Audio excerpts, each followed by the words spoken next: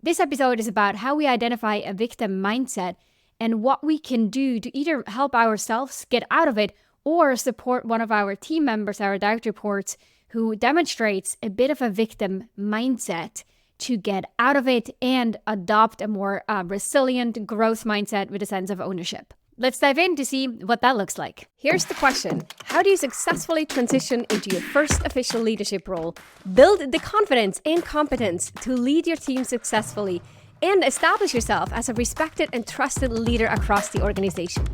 That's the question, and this show provides the answers. Welcome to the Manager Track podcast. I'm your host, Ramona Shaw, and I'm on a mission to create workplaces where work is not seen as a source of stress and dread, but as a source of contribution, connection, and fulfillment. And this transition starts with developing a new generation of leaders who know how to lead so everyone wins and grows. In this show, you learn how to think, communicate, and act as the confident and competent leader you know you can be. Welcome to this episode of the Manager Track podcast. I want to talk about victim thinking. And first, before I go any further, I want to quickly define what I mean when I referenced the word victim in this context. What I mean in this context of leadership and the workplace is when we feel powerless and we feel like we are at the mercy of external circumstances. And that could be things that happen, layoffs, restructuring, change, salary bandwidth. It could be people, our boss, a relationship that's strained that we have with a coworker. It could also be specific behaviors or failures, setbacks. When something goes wrong and a mistake happens, and we're now part of the group who has to face up to the consequences. And how do we show up in such a situation when we might feel like more responsibility is assigned to us, or other people feel like we're assigning more responsibility to them than they're willing or we're willing to take on or accept and take responsibility for? So that is what I mean with the victim mindset. I want to talk about, and I want to briefly share an example of how that happened to me and how tricky it was to get out of that victim mindset. Because when we talk about it in a somewhat abstract way or detached from our own problems, we might immediately see and intellectually understand, yeah, it's not helpful to have a victim mindset. And no, I don't see myself as a victim because it's not really a label most of us feel good about taking on, intellectually speaking. But emotionally speaking, or on a psychological level, it actually is quite easy to fall into that trap. And it is sort of a covert mindset in many ways that we see that show up that only becomes visible here or there in the workplace, but underneath of what's going on in either us or in our employees may really be driven by a victim mindset. Okay, so enough said. I'm going to share a quick example. Then I want to share a study with you. And then we're going to go into why actually we fall into that trap of having a victim mindset, and then what we can do to counter this, both for ourselves or how we could help someone on our team to reframe and see situations differently and stop having that powerless stance or blaming others. The example that I want to mention is a long time ago, years ago. I was getting my coach training certification. I was in a 9 or 12 months program where I learned how to become a professional coach and the coaching practice and tools and so forth.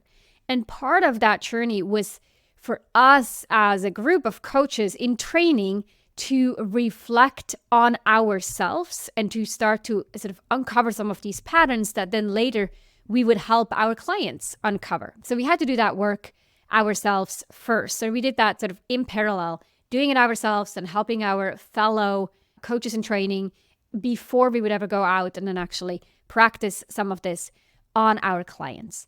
In one of those exercises, the question was, what is the dominant catabolic emotion that you feel most often when you're not feeling well? And I reflected internally and I realized the catabolic emotion that I felt most often was being a victim. I felt that there were so many circumstances in my life that I didn't have any control over that I started to resent. The more I felt powerless, the more I felt like I couldn't make a change, and really so much of my life is not in my control. It's in the control of the government or people in my life and decisions that other people made that I had to sort of be part of the consequence thereof. And it was not a good feeling. And I could not see a way out, because the more I was in it, the less powerful I felt, and the less creative and the less resilient I felt. And looking back, a lot of this was very time bound. Yeah, there were maybe a few years of it, but really in the grand scheme of things, at the moment, it felt like literally this was my life, versus this was a phase of my life where I had to navigate circumstances, that I didn't have any control over, but there was so much still. And how I viewed those circumstances, how I interpreted them, that I had control over. In the way that I adapted my life to those circumstances was also fully in my control. But I did not see that. Every time I would sort of linger in that emotion, it would feel energy draining. And I can totally still relate to this victim mindset. And I also know that every once in a while, I find myself like dabbling in this thought of, I'm powerless. It's the external circumstances. And I catch myself and I remember, no way, and I skipped the curse word here, no way will I let myself go back to a state where I go down that rabbit hole or that vicious cycle of falling into this trap. But it can be tempting. But again, before we get there, let's talk about a study to better understand the implications of having a victim mentality, which in the workplace often shows up as blaming others for situations or for how we feel. They make me angry. They make me feel disrespected. They make me feel undermined. Or we feel helpless in certain situations. It could also be that we focus on the problems a lot more and we are sort of unable to work on or propose or embrace solutions. It may also be a total avoidance of responsibility. So like, no, I'm not taking on this responsibility. I can hardly cope with what I have. Or I am rejecting taking responsibility for something that happened that seems to be out of my purview or out of my hands or only slightly involved me. And so we are pushing away the responsibility. Those are often the behaviors that we see with people who demonstrate a victim mindset. This study here that I want to reference was done by Stanford University. And what they found is that playing the victim leads to a sense of entitlement and to narcissistic or selfish behavior. And the people who demonstrate it don't notice it. So what happens here is that the researcher divided 104 people into two groups. One group was told to write a short essay about a time when they felt bored. The other group was told to write about a time when their life seemed unfair. Perhaps they felt wronged or slighted by someone.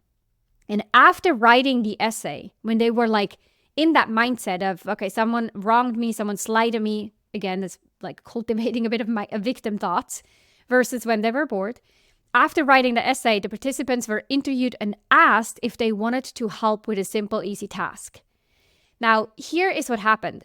Those who wrote about being wronged were 26% less likely to help and were rated by the researchers as feeling 13% more entitled.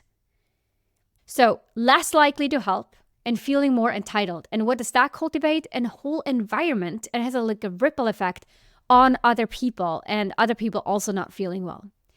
In a leadership role, particularly, this is dangerous because your impact is your behaviors has an even stronger ripple effect on others. But if you do see it in team members again and you ignore it and don't address it, you have to know that their victim mindset likely influences their coworkers and the team overall as well. Now, in a separate experiment, those in the unfair group were 11% more likely to express selfish attitudes. And a fun side note that was mentioned here is that the researcher found that those with a victim mindset were more likely to steal the experimenter's pen. Okay, pen stealing aside, this study illustrates that victim mentality can manifest itself in thinking that everything is personal. Like, let's say your colleague doesn't respond to one of your emails. You email them one or twice again, but yet they don't respond. So instead of walking to their desk to see if their email was going into the spam folder, or if they were dealing with some urgent matter, or if they just generally don't read emails, and there are plenty of people in organizations like that, we, if we're in a victim state, would then make up the story about the situation that is about ourselves. Like we would totally invent a story that they're slighting us, or they don't want to support us or work with us, and we're taking it personal. So those are all ways that it shows up and the ripple effect that it may have or impact it has on other people. And so I want to connect right into what the study was showing with taking things personally. How we identify that someone has a victim mindset is often through, again, not taking on responsibility, blaming other people, but also sort of the inability to see that other people's behaviors is likely about them. And we look at everything that other people do as something that is personal against us. So we put ourselves into the box of victimhood almost voluntarily through the stories that we make up in our minds. It could also be through overgeneralization. So instead of having the willingness to look at something through different lenses or different perspectives, let's say you're running a marketing campaign and you're depending on the Google algorithm for clicks to the website. And so you start to realize that you're not hitting the numbers that you've set out in your forecast. When we're overgeneralizing, we might say, well, the algorithm has changed. You know, what worked 6 months ago clearly doesn't seem to work anymore. This is Google's fault. And so we are generalizing the situation versus saying, okay, let's see. I'm sure part of that, and might be a fair assumption, is that the algorithm changed and it's Google's fault. But also let's look at what else might have changed. Where can we dig a little bit deeper to understand what the problem might be versus just generalizing it as the one lump sum issue being the Google algorithm. When we have the ability to look at the audience, is it the words that we're using? Is it our SEO ranking that is influencing the algorithm? Is it that we have a new competitor who's also spending on the platform and that changes things? What else might it be that we didn't see or consider before? What are our opportunities to address this versus assigning it all to a Google algorithm? And that plays right into this other way of thinking, which is the all or nothing thinking. So overgeneralization is one. Blaming is one, assigning blame like elsewhere externally. And then the all or nothing thinking is if it's either a whole bunch of things, all of things, or it's nothing. So we don't have, again, this ability to look at, maybe it's this and that. Maybe it's partially their fault and partially my fault. When someone on my team once was surprised that they didn't get automatically promoted in their third year, and they said that they remember me saying that they will be promoted in year 3, which was far from my knowledge, far from the company's ideology, and doubt that I ever said that in those words. But what I do take responsibility for is that I could have totally said, in terms of like an outlook, yeah, a lot of people start here, and then within 2, maybe 3 years, if performance goes well, they might get promoted into this other role. So this is like an example of a career trajectory of what they could expect. I might have said that in a conversation as I was onboarding this person. But if I look at what they said when they were disappointed that they didn't get automatically promoted, and I would have said, no way, this is their problem. I had nothing to do with that. I would never say it.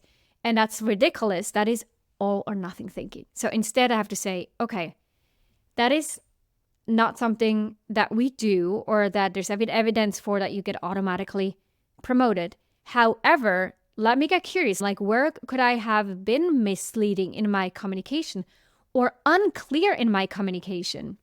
Or what else could have happened along the way where this expectation was formed and seemed totally valid in their head and was so far away from what was in my head? So somewhere along the way, I made mistakes. I didn't realign that expectation. I didn't set that one clearly. And that obviously means looking internally, like being self-reflective and having the ability to look at how can two things exist at the same time and how can I find and really look for where I can take responsibility for it. These are the common behaviors that I see either in speaking with a client or when I speak with employees in an organization, what comes up most often. Again, blaming, feeling helpless, overgeneralizing, and all or nothing thinking. Now, when we find ourselves sort of tempted with the victim mindset, or if we've experienced it, or maybe you realize like, yeah, I do have some of this in this, often it's in one area of our lives. When we have a victim mindset, that doesn't mean in all areas of our lives, we constantly show up that way. It may just be in one relationship or in one aspect of your life. And it could only be for a few weeks. But regardless of where it's at and for how long it's existing, it's really good for you to detect it. And then do you actively not just wait for it to dissipate with the hope strategy, but to actively undo it. And in order to do so, we have to understand why we find ourselves in it in the first place. Okay. How many benefits do I have here? I have 5 benefits that I listed that came to mind. One is we get attention. So when we say that we've been wronged, we've been slighted, it's a story that creates attention. People will empathize with you. People will provide or offer support, even if it's just verbal support. The attention that we get by putting ourselves in a victim mindset or telling the story with us being the victim is definitely way larger than if we tell the story with us taking equal responsibility to anyone else or taking full responsibility for what happened. The second one after the attention is that it's comforting. Like it can make us internally feel like we were the victim. And so we don't have to offer this self-criticism and self-reflection. So if I say, let's go back to that initial example that I shared, look, all of these things that are not going well in my life have to do with external circumstances. None of this is my fault. That relieves me of responsibility. And so I don't have to closely go inward and like reflect and criticize my own behavior or challenge myself to say, step it up, Ramona. Just because this one thing is sort of externally driven doesn't mean that everything else is impossible or inaccessible. That is not true. It's not true that you don't have power, but that takes effort and is often uncomfortable. It feels more comfortable for us to be in a victim mindset. The third one is it's bonding. Actually, being a victim and again, getting some empathy or sharing with someone else how we've been wronged or how we have no power, no control, they can likely relate to that as well. They feel that. And so temporarily, that is a bonding experience. And some hormones will be released along the way, and we feel like we've connected in the moment. The tricky part is to recognize while we're doing it, or when we have sort of this temptation to do that, you say, okay, never mind, I'm not going to leverage this opportunity to bond based on a victim mindset. That's just something that doesn't align with who I am or how I see myself. Instead, I want to bond by being vulnerable and looking inward of, okay, this is what's not working and here are all the factors, but like I have to also look at myself and figure out what is it that I can control, I can influence. How can I show up as the greatest version of myself in this situation and say like, look, I struggle with this, or I'm having a hard time like thinking about it or getting myself out of it, but you're creating a bond based on the experience of trying to rise to the occasion versus giving in to the victim mindset. Transitioning from being an individual contributor, an IC, into your first leadership role is one of the biggest transitions that you'll make in your career. Because the things that made you successful as an IC will not be the same things that will make you successful as a leader. And especially in a new role, when all eyes are on you, when you know your boss wants you to succeed and is watching closely, your peers are having an eye on you, your team members are keen to figure out how to work with you and whether or not they can trust you.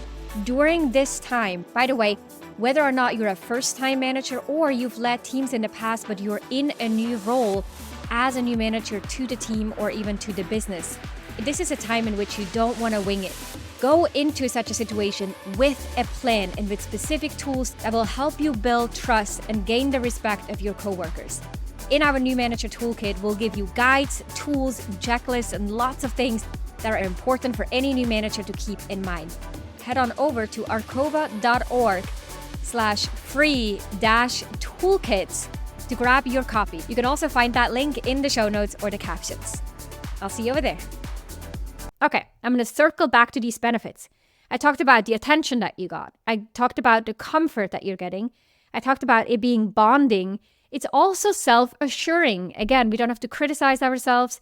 We can feel good about who we are because we are powerless due to these external circumstances. It frees us from accountability, and that's the last item here.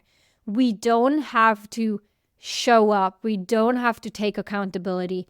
We don't have to do the hard thing or have the hard conversations.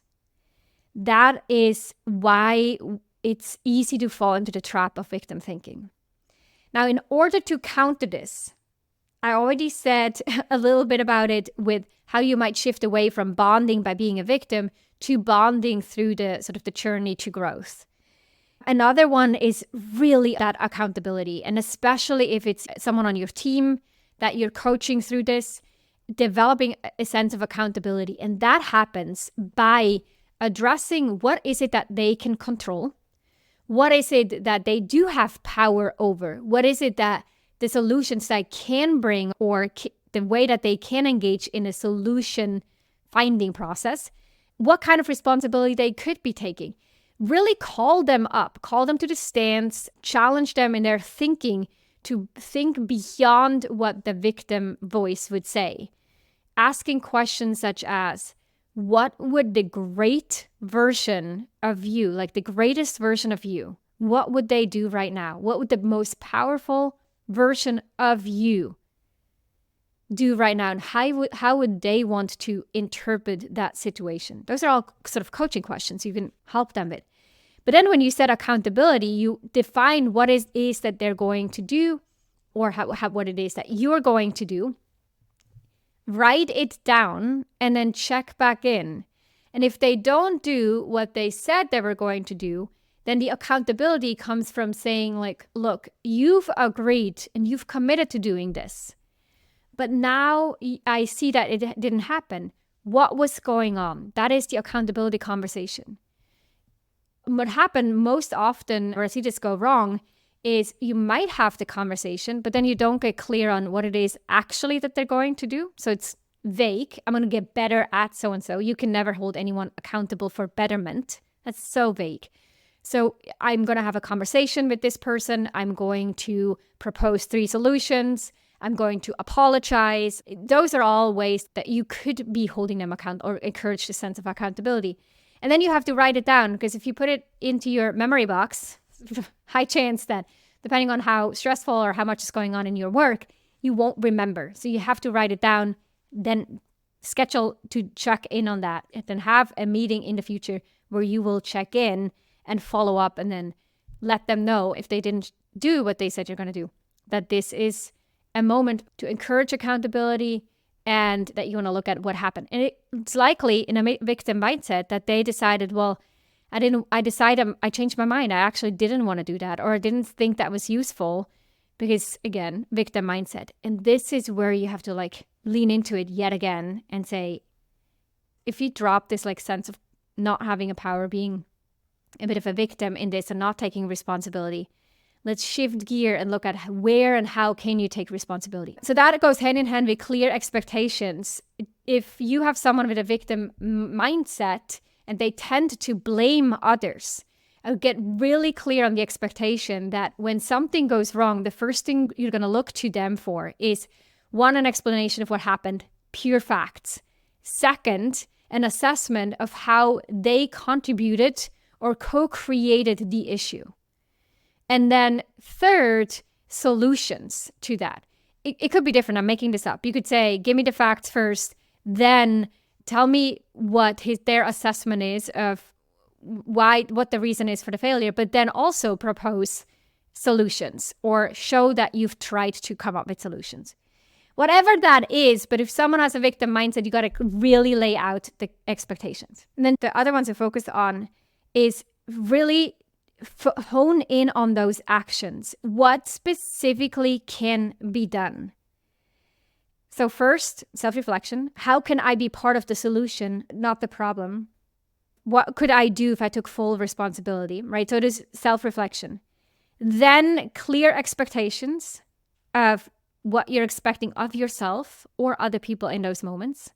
Like for me, when I notice I'm going into a victim mindset, it's immediate, like, no way, we're going to immediately turn this around, ask the right questions, and then go into action. And then the third is actions. You want to see actions, even if the mindset's not quite there yet. But through the process of taking actions, again, for yourself or others, is what can turn things around while you're also encouraging them to self-reflect. Okay, how can you be part of the solution? How can you take on responsibility here? Without addressing actions is likely going to fall flat. Addressing actions where you're telling other people or yourself, here's what I have to do in order to fix the situation or in order to move forward, progress, or reinstate trust, or whatever it may be. But I'm not addressing the thoughts that go along with it that hold me back in the victim mindset. So I'm not asking myself, how can I be powerful in this situation? What is it that I can control and orient my mind to that? Then actions will either be wishy-washy or they will be executed with a victim mindset. And that never works out. So we have to change the mind and the way that we think about it as well as what we do. I hope this is helpful. We find ourselves at times in like pretty significant victim mindsets. They did things wrong. They didn't understand. They didn't get it. They're making mistakes. They have no clue what they're doing. If they only knew, they would have never done. Like there's a lot of it that feels really heavy. But then there's also the sneaky ones. My boss never listens or never provides any positive feedback. I don't think I'm valued here. Doesn't seem like a really heavy victim mindset, right? But it's sneaky because underneath that is you feel valued only if someone else does something. So you're giving away your power. It's so annoying to have all these meetings every week. Is there something you can do about it? You're just accepting it. It's all based on external circumstances. Or is there a way for you to take responsibility and initiate conversations about which meetings we should continue to have, which we don't, and give some feedback and so forth. When you get tasks are assigned or responsibilities and you're like, why was this assigned to me? Like they think that I'm just always saying yes, that's why I get it. And they're totally taking advantage of me. Or they're playing favoritism and they're giving the good tasks to their buddy and the bad ones to me.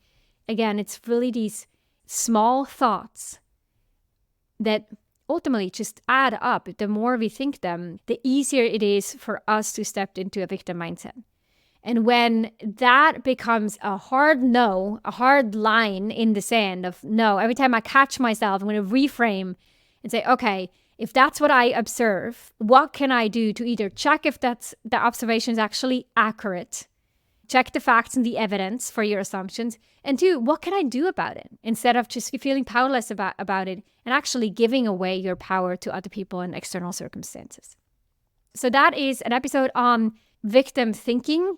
I hope that some of these examples, sentences, and ideas resonated with you and you can see how to make them work and actually start to pick them up in your own head or observe when you work with your direct reports where this may come up, and then lean into the conversation and coach them, or again, yourself, out of the victim mindset into a mindset of high accountability and high responsibility. I'm also going to link in the show notes a video from the Conscious Leadership Group on taking responsibility. I often show this video in training sessions with teams where taking responsibility is an issue. It's a great video. Again, I don't have any affiliations with the Conscious Leadership Group, but if you notice that taking responsibility is an issue and a challenge in your organization, I definitely recommend checking out that link. That's what I got for you today. I'll be back with another episode of the Manage to Track podcast next week. Thanks for listening. Bye-bye. If you enjoyed this episode, then check out 2 other awesome resources to help you become a leader people love to work with.